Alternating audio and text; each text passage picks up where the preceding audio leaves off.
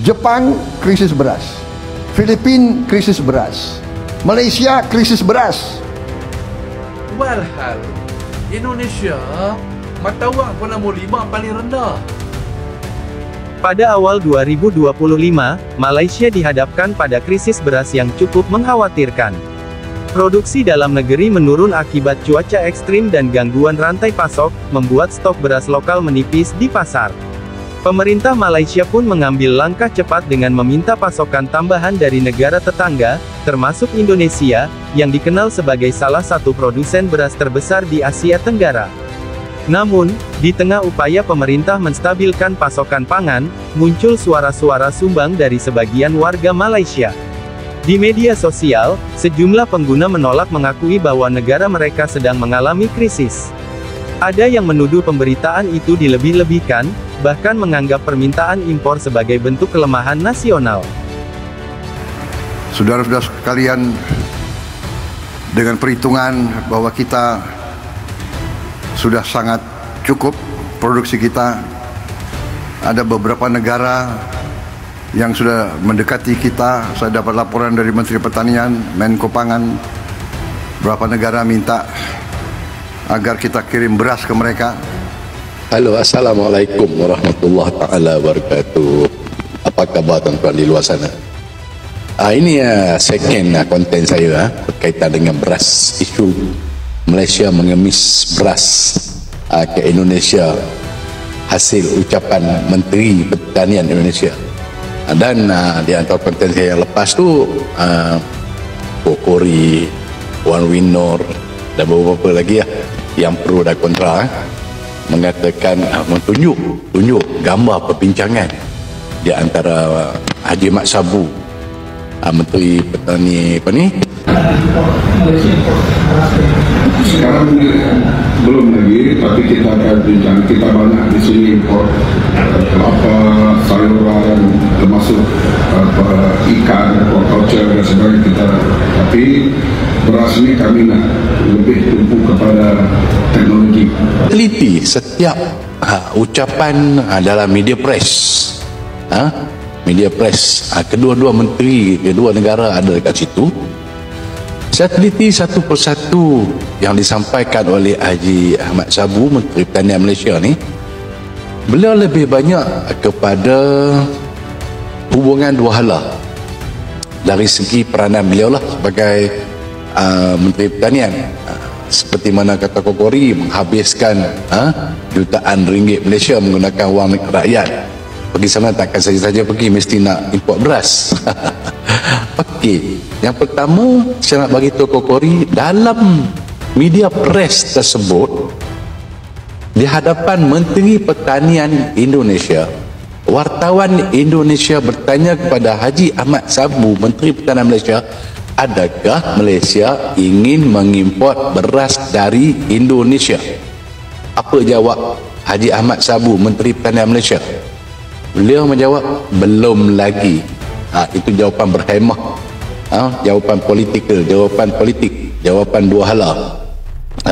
Sebab Haji Ahmad Sabu tahu Indonesia tak akan mengeksport beras, tak mampu lagi nak ekspor. Indonesia baru sampai tahap mencukupkan keperluan dalam negara mereka, negara Indonesia. Di mana statement Kokori dan Wang Winor yang mengatakan Menteri Malaysia pergi minta beras dengan Indonesia? Jawab atas pentas yang sama, dua-dua ada. Menteri Pertanian Malaysia katakan tidak, belum lagi. Apa yang dikatakan oleh Menteri Pertanian Malaysia adalah, satu, yes, kita akan import kelapa, kekurangan kelapa terutama pada musim perayaan. Okey. Yang kedua, kolaborasi. Itulah kolaborasi. Kalau sama-sama dalam negara kita cakap comparison, tapi disebabkan hubungan dua negara kita kolaborasi. Kita ada MARDI, satu badan yang mengurus segala-galanya tentang pertanian, dari teknologinya, pemasarannya, kualitinya, pengurusan semua sekali. Dan begitu juga di Indonesia. Sebab apa kata Haji Ahmad Sabu, kita punya cuaca yang sama, tanah yang hampir sama. Kenapa kita tak boleh share teknologi? Kan Jangan nak putar belit. Saya tak salah kawan Wino dengan Kokori. Menteri sendiri pun putar belit bila dia bercakap sendiri dengan ni wartawan. Dia kata Malaysia minta import beras daripada Indonesia, sedangkan di atas pentas tu ditanya di hadapan kedua-dua orang, Menteri Pertanian Malaysia katakan tidak, katakan belum. Takkanlah Jepun yang krisis beras nak belajar dengan Indonesia, kan? Kita belajar sama menghadapi perubahan cuaca dari segi La Nina-nya, fenomena El Nino, ketambahan hujan, teknologi penyediaan benih, pembajaan, teknologi penyediaan. Malaysia 10 tahun dah menggunakan drone. Bapak Prabowo baru kata kita akan menggunakan drone, bermakna kami dulu pakai. Jadi kita tak bangga kita dulu, tapi kita share, kan? Okey, betapa pemikiran Kokori, Wang Wino dan yang lain-lain yang menjawab konten. Saya tak kisah. Okay, memang saya bersedia untuk jawab. Kalau tidak saya tak bagi orang teach ataupun kopi, kan? Bersikap keterbukaan sedikit. Satu lagi, kenapa Malaysia nak mengimport daripada Indonesia buat masa sekarang? Kami mempunyai satu hubungan dari segi beras pertanian dengan negara jiran kami yang paling dekat, iaitu Thailand. Kami punya hubungan khas sekian lama dengan negara Thailand. Begitu juga Vietnam, sekian lama kita mengimport Vietnam. Indonesia pun sama. Indonesia masih lagi mengimport beras daripada Vietnam dan Thailand pada suku pertama 2025. Tetapi tahniah Indonesia, ada penurunan import. Saya bercakap yang jelas, saya cakap jelas, ada penurunan import, tetapi masih belum capai tahap nak mengekspor.